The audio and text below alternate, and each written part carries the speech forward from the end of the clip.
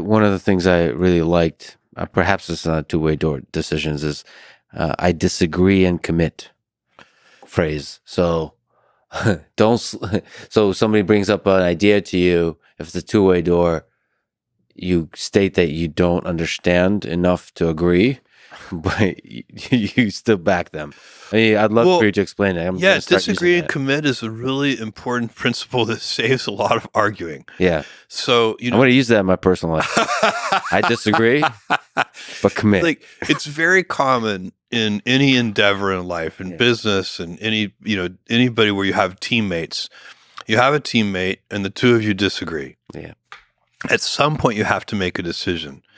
And, in companies, we tend to organize hierarchically. So there's this, whoever's the more senior person ultimately gets to make the decision. So ultimately, the CEO gets to make that decision.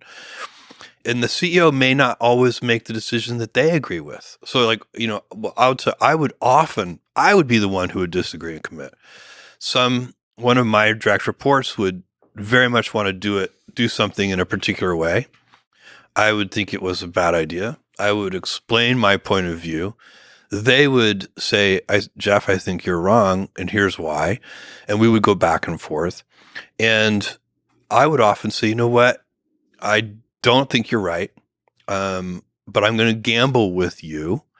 And you're closer to the ground truth than I am. I've known you for 20 years. You have great judgment.